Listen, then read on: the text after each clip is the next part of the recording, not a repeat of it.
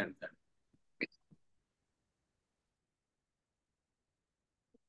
जब किसी इंसान की मृत्यु होती है तो मृत्यु के साथ जो उसकी आत्मा जब इस शरीर को छोड़ती है, पांच तत्वों से आपका शरीर का निर्माण हुआ है। इस पांच तत्वों में जो आपकी भौतिक शरीर छूटती है, तो भौतिक शरीर को छोड़ के जब आत्मा अपने गंतव्य की तरफ जाती है, तो वह अपने साथ मन,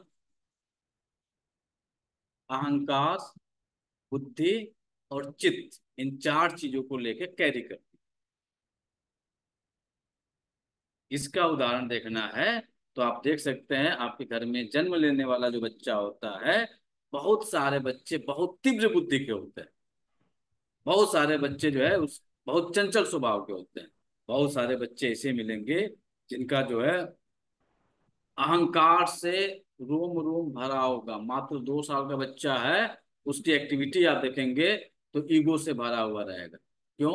वह आत्मा पिछले टाइम से कैरी करके चली। क्या कैरी की? मन को कैरी की, चित्त को कैरी की, अहंकार को कैरी की, बुद्धि को कैरी की। इन चार चीजों को कैरी करती है, बाकी चीजों को छोड़ के जाती है। जब आपके कर्म अच्छे होंगे तो बुद्धि आपकी अच्छी होगी। जब आपके कर्म अच्छे नहीं होंगे तो आपकी बुद्धि वहीं पे निष्क्रिय हो जाए। जब आपके कर्म अच्छे होंगे तो आपका चित्त शांत रहेगा। अब आप किसी को अच्छे कर्म के लिए प्रोत्साहित करते हैं, किसी के साथ अच्छा कर्म करते हैं, तो क्या लगता है कि आप चैन की नींद नहीं सोते हैं? जब आपका चित्त शांत होगा तो आपको निद्रा जो है अपने आगोश में ले लेगी। जब आपके चित्त शांत नहीं होते हैं तो आपको निद्रा अपने से दूर रखती है, जिसके लिए आप मेडिसिन का सहारा लेते हैं, मेडिटेशन का सहारा लेते हैं, विभिन्न जितने भी क्रियाएं होती हैं उसका सहारा लेके आप नींद लेते हैं। कुछ बच्चों को देखेंगे, जन्म के बाद वाली प्रक्रियाओं पे बात कर रहे हैं हम लोग, 2 साल के अंदर वाली। कुछ बच्चे देखेंगे दूध पिया सो गए। कुछ बच्चे देखेंगे दूध पिया और आराम से खेल रहा है, कूद रहा है, मुस्कुरा रहा है, हंस रहा है। कुछ बच्चे जो है बीमार अवस्था में ही पैदा हुए। कुछ बच्चों के लिए जो है ट्रीटमेंट की व्यवस्था शुरू कर दी। तो यह इसके पिछले जो मृत्यु हुई थी, जो आत्मा कैदी की, इन चार चीजों को कैदी की, वही चीज आप लेके चल रहे हैं। और आप अभी तक अपने जितना जीवन जिए, जो भी आपने जीवन जिया है, अब आपके जो भी कार्य हैं उसके अनुसार अपने लास्ट लाइफ की पूरा प्रिडिक्शन कर डाली। आप हैं किस कैटेगरी के, कर क्या रहे हैं, कितने बड़े चोर हैं, कितने बड़े बेईमान हैं, कितने बड़े जो है सात्विक हैं, कितने बड़े संत हैं, आपसे बड़ा दुनिया में कोई नहीं जान सकता। आपका शरीर है, आपकी आत्मा है, आपका सब कुछ है। और इसके अलावा दुनिया में किसी की क्षमता नहीं है बता दे कि यह इंसान किस कैरेक्टर का है, किस नेचर का है।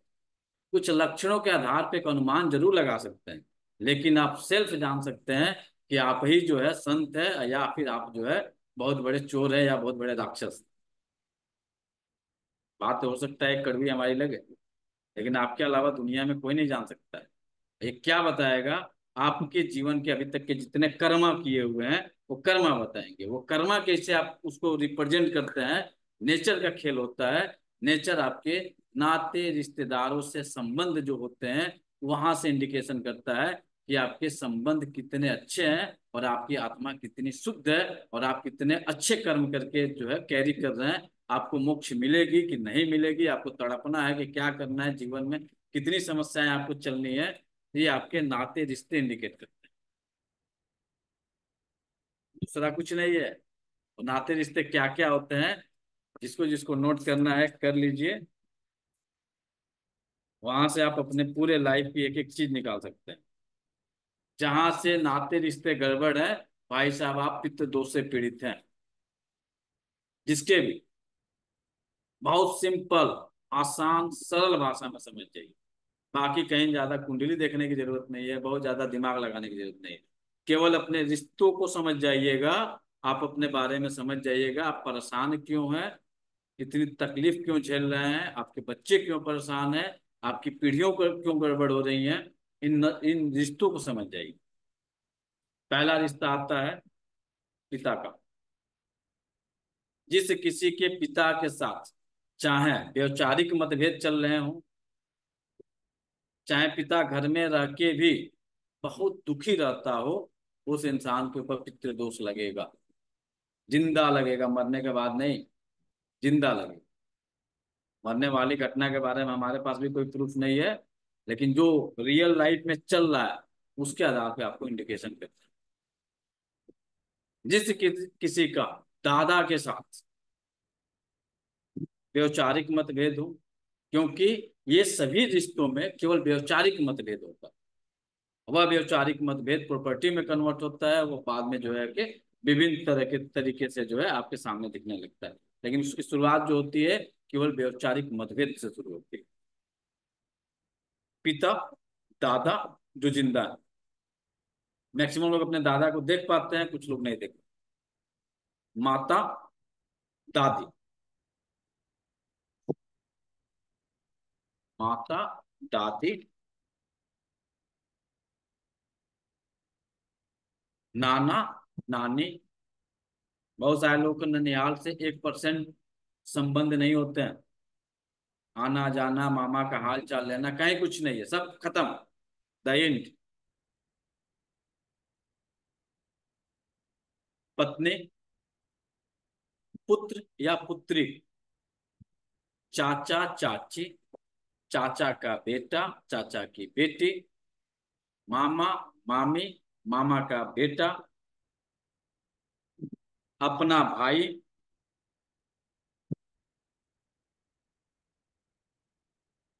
भाई का पुत्र या भतीजा, फूफा। फूफा समझ रहे हैं? पिताजी के बहन के हस्बैंड को फूफा कहा जाता है। फूफा, फुआ, फुआ का पुत्र, मौसा, मौसी, मौसी का पुत्र, अपनी बहन, अपना बहन हुई, बहन का पुत्र, भांजा, ससुर, सास, गुरु, गुरु की पत्नी, शिष्य, आपका संरक्षक, आपका अंगरक्षक, मित्र और आपका सेवक। इतने जनों से यदि आपके संबंध अच्छे नहीं हैं, आप पितृ दोष से पीड़ित हैं। ये जिंदे लोग हैं, मरने वाले लोग नहीं हैं। अपना अपना नाता रिश्ता ढूंढ लीजिए। आपके नाते रिश्ते में किसके साथ कैसे संबंध हैं। किसको जो है बहनोई से नहीं बनती है, किसको जो है अपने चाचा से नहीं बनती है, चाचा के लड़कों से नहीं बनती है, मौसी के लड़कों से नहीं बनती है। इतने लोग हैं, इतने लोग जो है पीड़ित पाए जाएंगे। ये टोटल जो है 41 रिश्ते आते हैं। पितृदोष के कारक जो है 41 रिश्ते बनते हैं, जिसमें अभी तक आप लोगों ने कितना लिखा? 27। आगे का नोट कर लीजिए, बाकी जो बचे हुए हैं। परदादा, जो कि मृत्यु लोग को गामी हो जाते हैं। कुछ लोगों के भाग्य में होता है परदादा का दर्शन हो जाता है। कुछ लोगों के ही होते हैं, सबके नहीं होते। परदादी, पर नानी, पर नाना,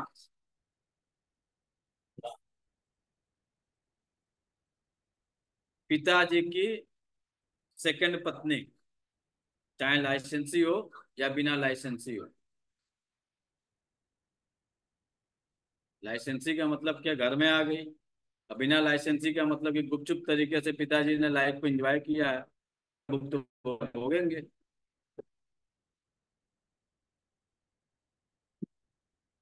पर नाना, पर नानी,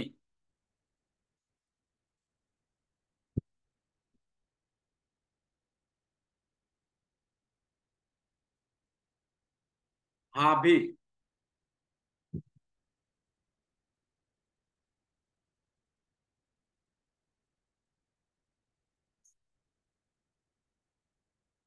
कितने जने, कितना हुआ? एक दो छूटा होगा, एक दो हो सकता है कि छूटा होगा। इतने लोगों की एनर्जी आप एक साथ कैरी करते हैं। इतने लोगों की अच्छी एनर्जी, इतने लोगों की बुरी एनर्जी आप एक साथ कैरी करते हैं। जब इस एनर्जी का आपके ऊपर प्रभाव पड़ता है तो क्या लक्षण मिलेंगे, अब उन लक्षणों को नोट करना है, नोट कर लीजिए। तो सबसे पहला जो पितृ दोष का लक्षण पाया जाता है, वह लक्षण मिलता है संतान प्राप्ति में बाधा, या संतान होके मर जाना, या संतान न हो। वर्तमान समय में देखिए पूरे भारत में इस संतान के चक्कर में कितने आईवीएफ सेंटर खुले। खेल समझ में आ रहा है? ऐसा क्यों हो रहा है, रीजन क्या है? आज भारत में लगभग हर शहर में एक दो आईवीएफ सेंटर डेवलप हो गए। तो आईवीएफ सेंटर डेवलप क्यों हुआ? संतान के लिए हो रहा है। इसकी तादाद इतनी बढ़ने का मुख्य कारण क्या है?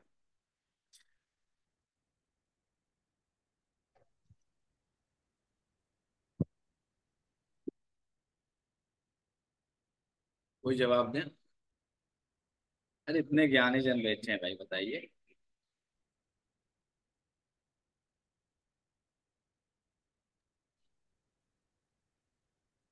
बोलिए सुरेंद्र सर। ईर्ष्या बढ़ गई है सर।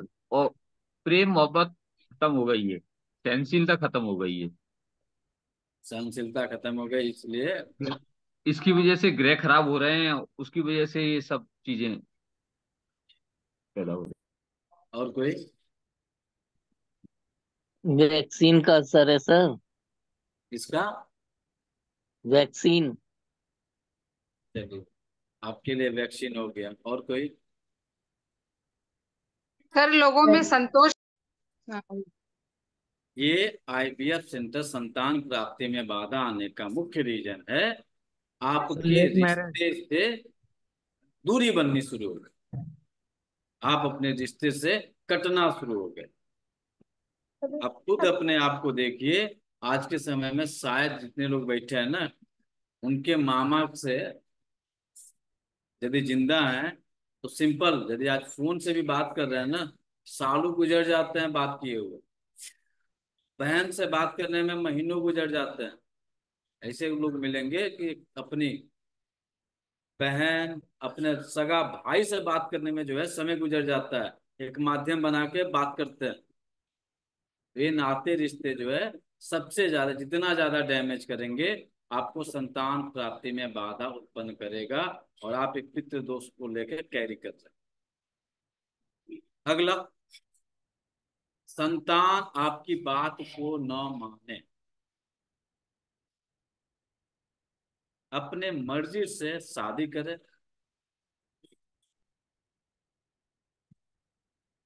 आपकी इच्छा नहीं है कि शादी करे, लेकिन मजबूर है, बेटे की शादी करनी पड़ेगी, भैया उसकी पसंद आ गई।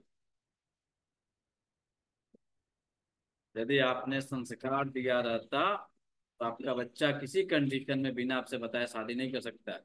बहुत सारे लव मैरिज किए होंगे लोग। कुछ लोग भाग के किए होंगे, कुछ लोग कोर्ट में जाके किए होंगे, और कुछ लोग जो होंगे संस्कारी, जो जिनके अंदर ये पितृदोष बहुत कम मात्रा में होगा, वह अपने माँ बाप को बताए होंगे, और बता के जो है आराम से शान शौकत से बारात लगे गए होंगे। जिनका कुछ पितृ बैलेंस होगा और जिनका असंतुलित होगा, भाग के कर लिए, कोर्ट में जाके कर लिए, किसी मित्र को पकड़ के कर लिए, भैया हमारी शादी करा दो, नहीं तो हम जिएंगे नहीं, इसी के बिना मर जाएंगे। तो पितृदोष में अग, बिना अथी है आपका आज्ञाकारी बच्चा न होना। इसके बाद से आता है विवाह में विलंब होना। विवाह का सबसे परफेक्ट एज क्या है? वर्तमान समय में बन गया है, पहले कैरियर बना लो तब शादी करेंगे। बेचारा कैरियर बनाने के चक्कर में 40 साल निकल गया, और उम्र कितनी है आज की? मैक्सिमम 80। इससे ज्यादा नहीं जी रहे हैं। बहुत किंचित लोग होंगे जो 90 95 जा रहे हैं। मैक्सिमम लोग जो है 70 80 75 में कहानी खत्म हो जाती है। तो शादी करिएगा आप 40 में, तो लाइफ आपकी क्या होगी? सब कुछ डिस्ट्रॉयड। शादी का परफेक्ट एज जो है 18 साल से लेके 25 साल। इससे ज्यादा लेट आप यदि कर रहे हैं तो वह शादी आपकी शादी नहीं है, केवल एक बंधन को निभा रहे हैं और कुछ नहीं कर रहे। यदि शादी में डिले हो जाए, क्या शादी के बाद लोग अपने करियर को नहीं बनाए? जो आज के डेट में बहाना चल रहा है शादी कर लेंगे तो करियर हमारा नहीं बन पाएगा। आप खुद आप लोग बताइए, आप ही लोग में से कुछ ऐसे लोग होंगे जो शादी के बाद से उनके लाइफ में जो है बहुत चेंजिंग आई होगी, उनके करियर बना होगा। और कुछ लोग होंगे कुछ शादी से पहले बहुत अच्छा जॉब वगैरह किए होंगे। छोड़ो भैया, अब अपने परिवार को टाइम दो, अपने हस्बैंड को टाइम दो। ऐसा भी तो हुआ होगा। तो पितृ दोष जब आपके ऊपर रहेगा तो शादी में डिले होगा। चाहे डिले आप करियर का एक बहाना लेके करें, चाहे किसी भी कारण से करें। आपको एक एक लोग मिलेंगे, शादी हुई थी तो कुछ नहीं थे, शादी के बाद से पता चला कि उनका करियर जो है बूम कर गया। चाहे महिला है चाहे पुरुष है। एक एक लोग हैं शादी करते हैं 40 साल में, पता चलता है क्योंकि शादी डिले होगी, पितृदोष इंडिकेशन कर दिया कि आपके साथ आप कैरी कर रहे हैं। इसके पहले आपके जितने नाते रिश्ते हैं इसके साथ आपके अच्छे संबंध नहीं है, यह भी इंडिकेशन है।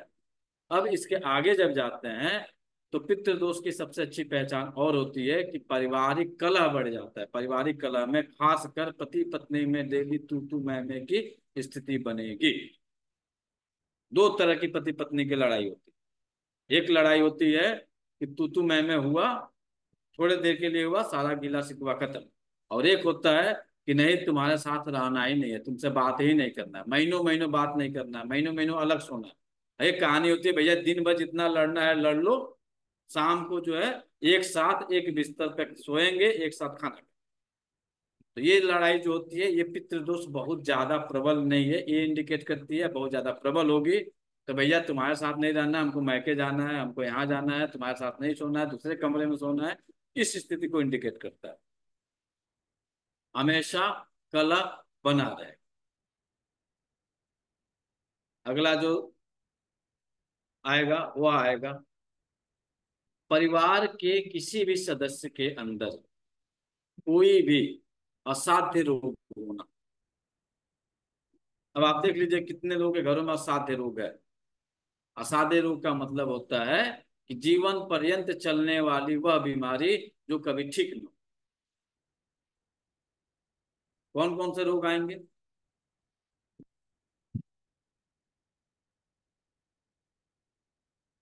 नेताजी कौन कौन से रोग आएंगे जो जीवन पर्यंत कैंसर, चलते हैं? एड्स।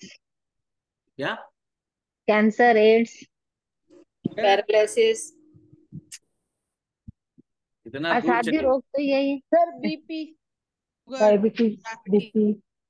असाध्य सबसे तो बड़ा यही है। असाध्य रोग है आपके घरों में होने वाला एक बहुत प्यारा सा रोग जो कि दिन प्रतिदिन बढ़ रहा है, जिसका नाम है शुगर। शुगर ठीक होता है? होता है तो बता दीजिए। नहीं ठीक होता।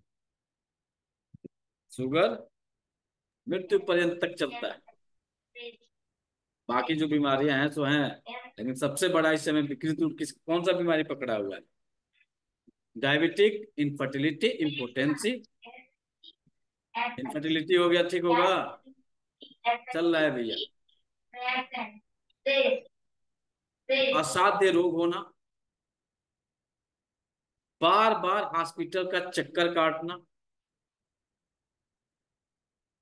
और नॉर्मल इलाज से ठीक ना होना। जनरल एक लूज मोशन हुआ, लूज मोशन भी तो छोटी सी दवा खा के ठीक हो जाती है। अब कुछ लोगों को क्या होता है, सलाइन चढ़ाना पड़ता है, हॉस्पिटलाइज करना पड़ता है 2 दिन 3 दिन। यह पितृदोष के लक्षण। बुखार हुआ, एक जनरली लोग छोटी सी कोई मेडिसिन खा के ठीक हो जाते हैं, कुछ लोग बिना मेडिसिन के ठीक हो जाते हैं, केवल कुछ लोग गीली पट्टी लगा के ठीक हो जाते हैं, कुछ लोग जो कुछ पॉइंट लगा के ठीक हो जाते हैं, कुछ लोग जो है हॉस्पिटलाइज करना पड़ता है। पितृदोष का खेल। उनकी नौकरी हमेशा अस्थिर बने रहना,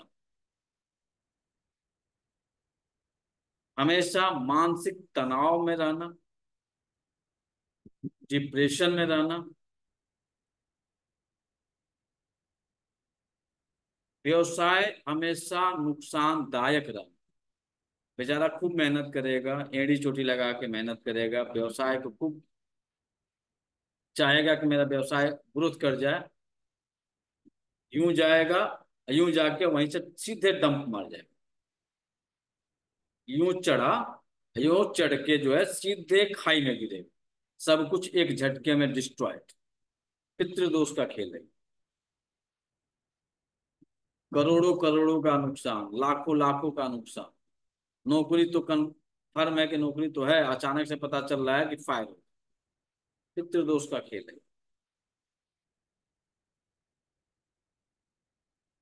परिवार के लोगों में आपसी कलह बने रहना, कोई एक दूसरे से बात करना न चाहे, हमेशा दूरी बना के रहे।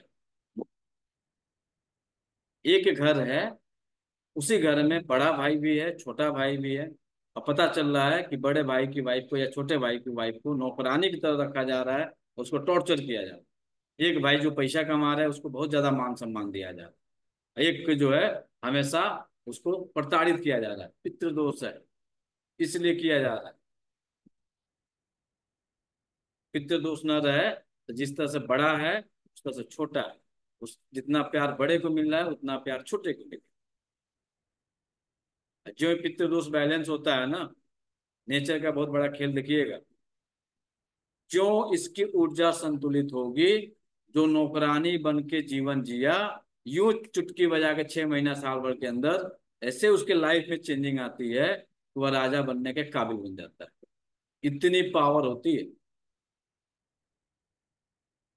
हमारी उम्र बहुत ज्यादा नहीं है, लेकिन जितना ही है इतने उम्र में हमने बदलते हुए देखे हैं लोगों को।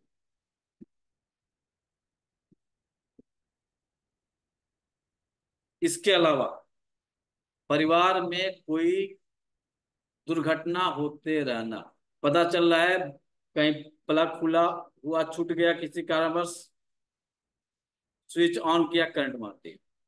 मिक्सी चला रहे हैं, मिक्सी चलाते समय कहीं से करंट लगा, झटके लग गया। रोटी बना रहे हैं, पलटी मारे, हाथ जल गया। तो छोटी मोटी बड़ी दुर्घटना घटती रहेगी। सब्जी काट रहे हैं, हाथ हाथ कट गया। और हमेशा स्वप्न में पानी के स्वप्न,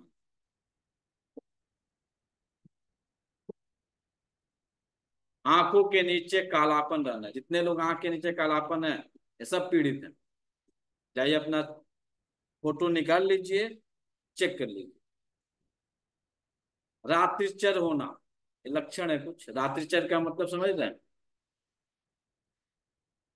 देर रात तक सुबह जागना। के 3 बजे तक जागना और दोपहर के 12 बजे तक सोना, ये रात्रिचर, रात्रिचर बन जाना। देखिएगा जितने डिस्को में जाने वाले लोग होते हैं ना, 40 साल तक डिस्को करते हैं और 40 साल के बाद उनकी स्थिति ये बनती है, पता चलता है कि अचानक से फैक्ट्री में नुकसान हो, अचानक से घटना घटित हो गई, कंगाल हो गए। पितृदोष करवाता है, पता भी नहीं चलेगा, एक झटके में डंप मार जाएगा।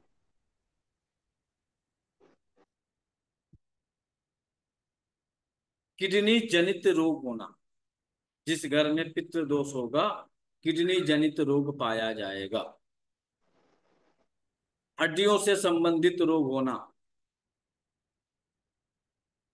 घुटने से चला नहीं जा रहा है, घुटना टेढ़ा हो गया, ऑस्टियोपोरोसिस हो गया, छोटी सी दुर्घटना घटित हुई, पैर फ्रैक्चर कर गया। पितृदोष का खेल है। उसी परिवार में किसी को कुछ नहीं हो रहा है और इसको वाच करना है ना, तो आप अपने परिवार के उस इंसान को ढूंढिए जिसका कभी कोई दुर्घटना घटित नहीं हुआ है, उसकी लाइफ को एक बार सर्च करिएगा। तो वह उसके रिश्ते सबसे प्रथम होंगे। जितने भी रिश्ते को होगा, जितना भी उसकी कैपेसिटी होगी, उस कैपेसिटी में अपने नाते रिश्ते को सबसे पहले संभालता होगा। उसके बाद से बाकी चीजों को देखता होगा। और जितने लोगों का फ्रैक्चर हो गया, घुटने से टेढ़ा चल रहा है, उनके बहनों से नहीं पट रहा है, बहन से नहीं पट रहा है, मामा से नहीं पट रहा है, सैकड़ों तरह के जो नाते रिश्ते हैं सबसे जो है खटपट पड़ी हुई है। चेक कर लीजिए। बैक बोन से रिलेटेड समस्या होना, sciatica पेन होना, ये जितने sciatica पेन वाले हैं ना, सबके रिश्ते अच्छे नहीं है। खासकर उनके रिश्ते, उनके बहन, उनके भाई, उनके भाभी, उनके भतीजे से बहुत ज्यादा गड़बड़। पिता से खास कमर के लिए पिता कारक नहीं बनते हैं।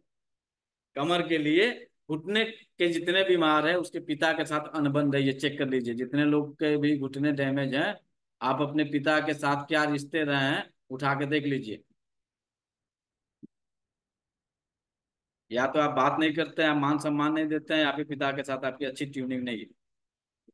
बनावटी वाली भाषा मत बोलिएगा, नहीं हमारे पिताजी तो हमको राजकुमार मानते थे, हम उनको राजा मानते थे। ये बनावटी वाली भाषा नहीं, ये कुरेशी में चले जाइए। आपका घुटना डैमेज है तो आपके पापा के साथ अच्छे संबंध नहीं रहे, करिएगा क्या? अब तो जो दोष है सो है, ठीक कैसे करेंगे? ठीक करने का क्या उपाय होगा? रिश्ते सुधारेंगे सर। 6 महीने का टाइम है।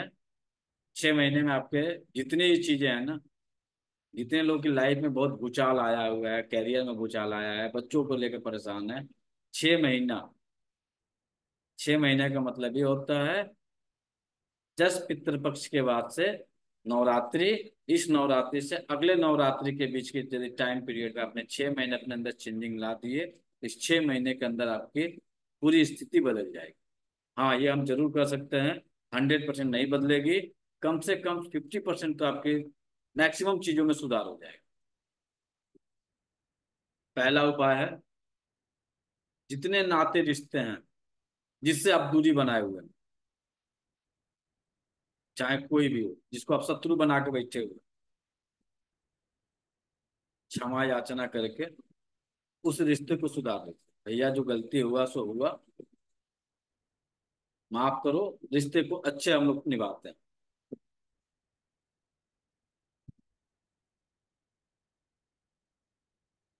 दूसरा, तपस्या करिए। क्वेश्चन था, पूजा पाठ और तपस्या में क्या अंतर है? शुरू शुरू में हमने पूछा था, कोई बताएंगे? पूजा पाठ तपस्या में क्या अंतर?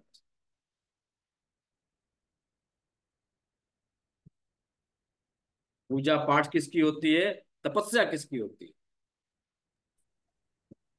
तपस्या शरीर की होती है, अपनी आवश्यकताओं को विराम करना।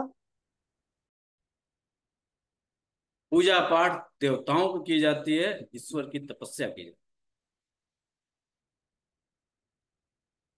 पूजा पाठ देवताओं की जाती है और ईश्वर की तपस्या की जाती है। मैटर आएगा कि ईश्वर है तो देवताओं की तो लिस्ट लंबी चौड़ी है ना। 33 कोटि के देवता हैं, जिसमें आपके घर में 32 द्वार होते हैं। वास्तु में जब आप एंट्री करते हैं तो 32 द्वार होते हैं। 32 द्वार में 32 देवता, बाकी जो अंदर हैं और कुछ देवता होते हैं, तो टोटल मिलकर 45 देवता होते हैं। जिसमें पितृ, वो भी एक देव हैं, देवता के रूप में उनकी पूजा होती है। इतनी भूमिका बनाने का मतलब क्या है? जो आपके घर का साउथ वेस्ट डायरेक्शन है, वो आपके पितृदेव का स्थान है और आप उनकी पूजा करें। कितने लोगों के घरों में पितरों की पूजा होती है? किसी के घर में नहीं होती। सर होती है। कटु है, सत्य है। एक तो कुछ लोग डरा के इसको रखे हुए हैं, पितरों की पूजा नहीं करो, पितरों को ये करो, पितरों को वो करो। ये भी कटु सत्य जान लीजिए। एक तो आपके रिश्ते, दूसरा जिसको जिसको धन चाहिए, जिसको जिसको स्वास्थ्य चाहिए, जिसको जिसको उन्नति चाहिए, तो ठीक इनके अपोजिट हैं सिखी, शिव। शिव के ठीक अपोजिट बैठे हुए हैं पितृ। आमने सामने एक कंडीशन बना हुआ है, एक तरफ देव है, दूसरी तरफ पितृ है। तो पितृ आपको ऐश्वर्य दे सकते हैं, और आपके शिव या सिखी जो है आपको मोक्ष दे सकते हैं। और आप किसके पीछे भाग रहे हैं? अपने जीवन में देख लीजिए, किसके किसकी पूजा कर रहे हैं। तपस्या तो कर नहीं रहे हैं, पूजा ही कर रहे हैं, तो आप किसकी पूजा कर रहे हैं? जब आप वास्तु के अकॉर्डिंग जाएंगे तो नॉर्थ ईस्ट डायरेक्शन में सिखी पद आता है, भगवान शिव का स्थान आता है, भगवान विष्णु का स्थान आता है। ठीक इनके अपोजिट में जो है पितृ का स्थान आता है। किसी घर में पितरों की पूजा होती है? कोई कोई करता है तो बता दीजिए, कोई करते हैं तो बताइए। जो करते हैं उनके पास क्या क्या है? जो करते हैं उनके पास क्या क्या है? उनके पास गाड़ी है, उनके पास बंगले हैं, उनके पास संतान है, उनके पास जो है लग्जरियस लाइफ है। वह मिलेनियर। जो पितरों की पूजा किया है वह मिलेनियर है। उसके पास गाड़ी है, उसके पास सब कुछ है, नौकर है, उसके पास मित्र हैं, जितने सारी चीजें हैं ना, सब कुछ उपलब्ध है। और जो नहीं करते हैं उनके पास ये सारी चीज छोड़ के केवल जय हो है। चेक कर लीजिए अपने जीवन पे, करता कौन है? जो करता है उसके पास उपलब्ध। कोई नजर में आ रहा है पितरों की इतनी सेवा आराधना करते हुए? जो मिलेनियर है, गिना दें उंगली पे। सर रिलायंस। जितने मिलेनियर आपको मिलेंगे, जितने भी मिलेनियर को ढूंढना है, या जो खुद का मिलेनियर बैठा हुआ है इस क्लास में, उनके घर में पितरों की पूजा होती है। और जितने लखपति बैठे हुए हैं इनके घरों में पितरों की पूजा नहीं होती। पितरों से कोई लेना देना नहीं है। ये सब बकवास है। ये सब जो है किसी का बनाया हुआ है, ढंग है, पैसा लूटने का तरीका है। जितने लखपति हैं उनकी जुबान पे ये है, जितने मिलेनियर हैं सबसे पहले उनके पितृ हैं, उसके बाद से बाकी लोग।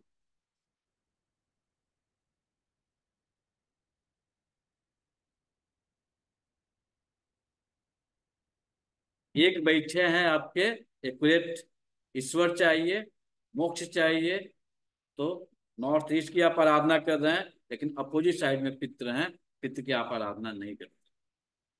पितरों को चाहिए क्या होता है? अभी पितृ पक्ष चल रहा है, जितने लोगों के फादर नहीं है, जिन भी लोगों के फादर नहीं है, कुछ लोग इस समय पितृपक्ष मना रहे हैं। क्या कर रहे हैं आप लोग? बहुत जबरदस्त रेमेडी देने जा रहे हैं।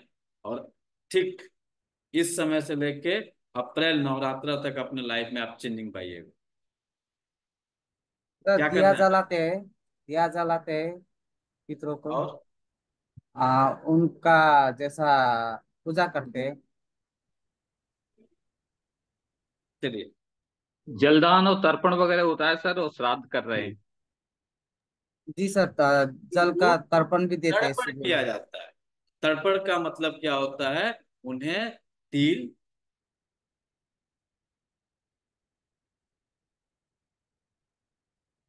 तिल और पानी का अर्पित किया जाता है। ये नहीं करते हम लोग, और तो दूसरा कुछ करते नहीं है। पितरों को तर्पण किया जाता है। तो तर्पण का मतलब हो जाता है पितरों को पानी चाहिए, जल चाहिए।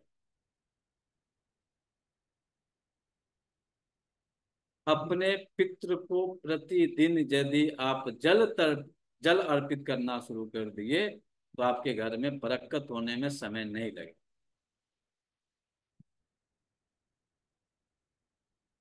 आपके घर में बरकत होने में समय नहीं लगेगा, केवल आपने केवल जल अर्पित कर दिया तो। सर कहाँ करना है और कैसे पहचान करना क्या है? होगी?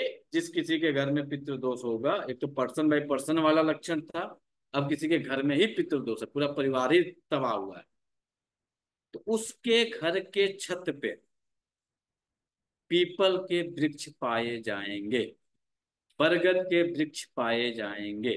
चाहे कितनी बड़ी ही बिल्डिंग क्यों ना हो, वहां पे किसी न किसी कारण से होता क्या है, पक्षी जो होते हैं वो आके बीट करते हैं, उस बीट से जो है इसके उत्पत्ति हो जाती है। तो उनके घरों पे बरगद, पीपल उगते हुए पाए जाएंगे। लाख काटेंगे फिर उगेंगे, काटेंगे उगेंगे, काटेंगे उगेंगे। तो जिस किसी के घर में बरगद के पेड़ उग रहे हो, पीपल के पेड़ उग रहे हो, पितृदोष से पीड़ित है। जिस किसी के घर का south west, north east, south east direction में दीवारें क्रैक हुई, स्पेशली साउथ वेस्ट, जिस घर में साउथ वेस्ट में दीवारें क्रैक हो जाती हैं, उन घरों में भयंकर पितृदोष पाया जाता है। घर में हमेशा कलह की स्थिति बनी रहे। दूसरा, कम कलह होगा नॉर्थ ईस्ट में। नॉर्थ ईस्ट में यदि क्रैक हुआ है तो घर की महिलाओं के अंदर कलह पाया जाएगा। साउथ ईस्ट में यदि क्रैक पाया हुआ है तो घर की महिला और बच्चों को लेकर घर में कलह होगा।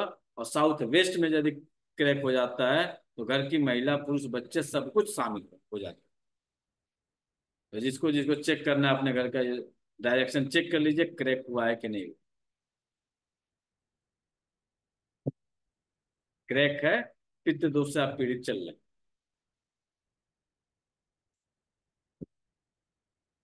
आराम से ढूंढिएगा, मिल जाएगा। दूसरा, आपके घरों में सीड़न मिलेगा और आपके घर में हमेशा बदबू मिलेगी। सुगंध नहीं मिलेगी, दुर्गंध मिलेगी। आपका बाथरूम हमेशा गीला मिलेगा। आपका बाथरूम हमेशा गीला मिलेगा।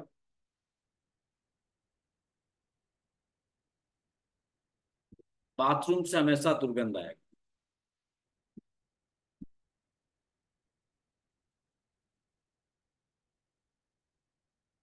घर के जो आपके किचन है वो नॉर्थ डायरेक्शन में शिफ्ट हुआ मिलेगा। जाने अनजाने में नॉर्थ में आप शिफ्ट कर दिए जाएंगे। जाने अनजाने में नॉर्थ में शिफ्ट है बाथरूम आपका, सॉरी किचन। आपका किचन नॉर्थ में होगा और बाथरूम साउथ में होगा। जानबूझ के नहीं किए हैं, नेचर ने करवा दिया।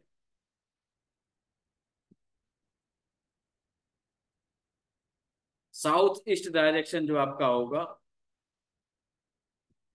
वहां पे टॉयलेट बनवा देंगे। नॉर्थ ईस्ट में टॉयलेट बनवा देंगे। नॉर्थ ईस्ट में सीढ़ी बनवा देंगे।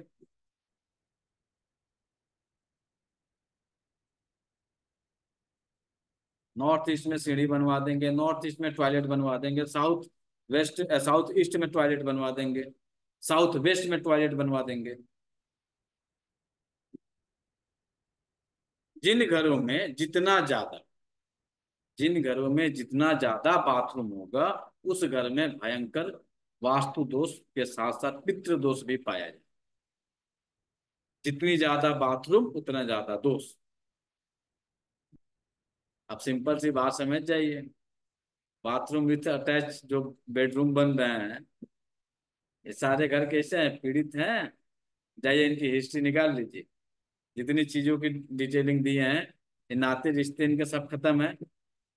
और बीमारियों की लिस्टिंग उठा कर देखेंगे तो पूरी बीमारियों से भरे पड़े। इसका कोई उपाय है नहीं, क्योंकि फैशन है। वहीं खाएंगे, वहीं नहाएंगे, वहीं सोएंगे। रात में दरवाजा यदि खुल गया, इत्तेफाकन गलती से जो है यूरिनेशन कुछ हुआ है, बाहर बेचारा कर दिया, तो रात भर उसकी सुगंध लेते रहेंगे। तो ये दोस्त तो दूर होने वाला है नहीं, क्योंकि सबने बनवा के रखा है। उनको बाथरूम जाने के लिए भी दूर जाना ना पड़े, नहाने के लिए भी दूर ना जाना पड़े। तो एक दोस्त तो आप खुद पैदा करके बैठे हुए हैं। इसकी रेमेडी कुछ नहीं है, इसकी रेमेडी है ही नहीं। क्योंकि आपके मन मस्तिष्क में हो गया है कि अटैच बाथरूम रहेगा तो हम ठीक रहेंगे। अटैच बाथरूम की जरूरत उसको पड़ती है जो इंसान ऑन बेड पड़ा हुआ है, उसे चला नहीं जा सकता है, उसे जो है चलने में टहलने में दिक्कत आती है, उसके लिए अटैच बाथरूम की जरूरत है, बाकी की जरूरत नहीं है। और आप अपने आप को खुद अपंग बना रहे हैं तो तैयारी कर लीजिए। 40-50 के बाद से आपकी क्या दुर्दशा होने वाली है, क्या दुर्गति हो रही है, आप देख रहे हैं। ये लक्षण है। इसके अलावा खासकर यदि आप पीड़ित हैं तो इस पितृ पक्ष में दो स्थान सबसे जरूरी है। पहला होता है बनारस का पिशाच मोचन और दूसरा होता है गया। गया जो है बिहार में पड़ता है, बनारस आपके उत्तर प्रदेश में पड़ता है। पिशाच मोचन एक स्थान है, वहां पे जाकर त्रिपिंडी कराइए, कुछ शांति मिलेगी। ये 6 महीने के अंदर शांति हो जाएगी। और इस दरमियान आप केवल पूरे पितृपक्ष में तपस्या करिए। तपस्या करने का मंत्र क्या है, तरीका क्या होता है कि आप किसी भी, जनरली भगवान को तो दिखाया नहीं गया है, जितने भी आपके सामने इमेज दिखाए गए हैं वो राक्षसों को दिखाए गए हैं। तो जितने भी राक्षस थे वो भगवान की तपस्या करते थे, तो कोई एक मंत्र जप करते थे और ध्यान मग्न होकर करते थे। तो आपकी जो इच्छा है, जो आपकी जिस पे आस्था है, उसको लेके आप कम से कम आधा घंटा, 1 घंटा, 2 घंटा, 4 घंटा, माला पे नहीं, ऐसे उसकी जो है उस तपस्या में लीन होना शुरू हो जाए। 15 दिन के लिए होइए। 15 दिन के बाद से जब आप पूजा पाठ शुरू करिएगा तो छोड़ दीजिए, मन करेगा तो छोड़ दीजिएगा, मन करेगा तो कंटिन्यू करिए। ये आपके ऊपर डिपेंड करता है। किसी का कोई क्वेश्चन है